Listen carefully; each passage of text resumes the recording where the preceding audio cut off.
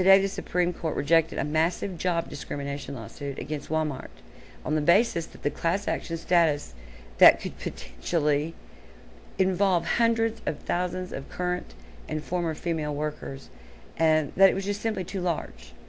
This whole discrimination case was determined and thrown out of court based on a written policy of discrimination, because Wal Mart could prove that they had a written policy of discrimination.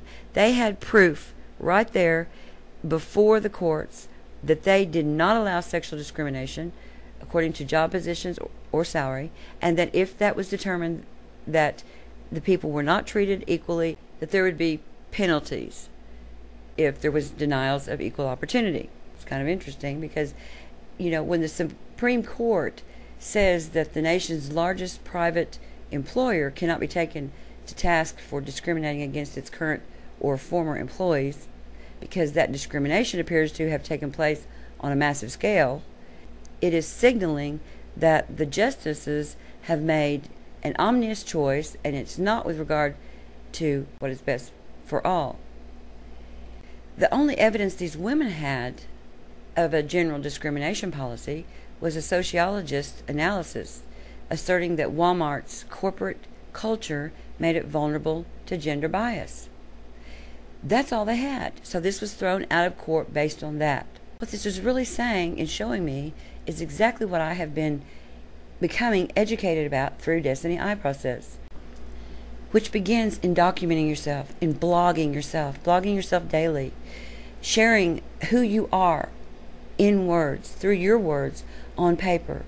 If these women would have had that proof daily of what they had walked as, what they had experienced as themselves in those moments when they seen themselves as being discriminated, if they had that documented every single day, that would have been the proof that the courts needed to be able to further themselves within this process.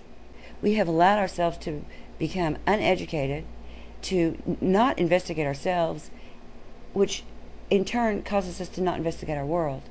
When you begin to investigate yourself through Destiny I process, you are immediately investigating your world as well, because you look at your world and you see yourself, because you've already seen yourself in writing and how and who you are within your participation within your world. So if I'd been sitting on the Supreme Court, the first thing I would have done was I would have said, you know what, we're going to come back in 6 months. All you women until then are to join the Destiny I process.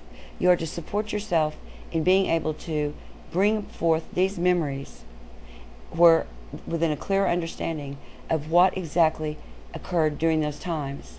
If you can present this, then we will look at this further.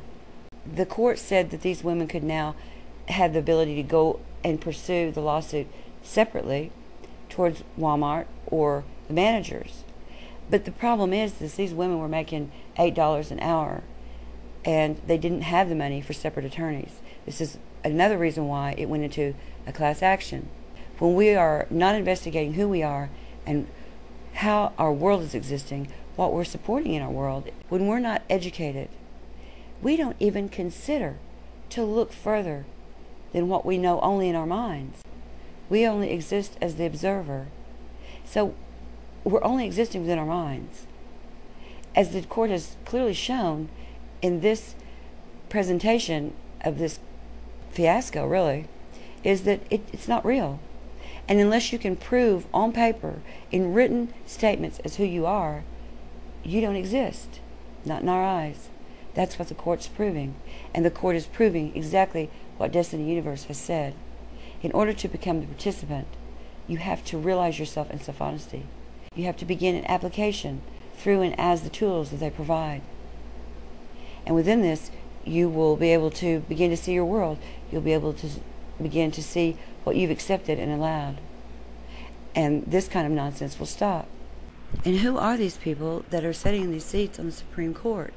Where's the documentation showing who they are? You can't find out anything about them.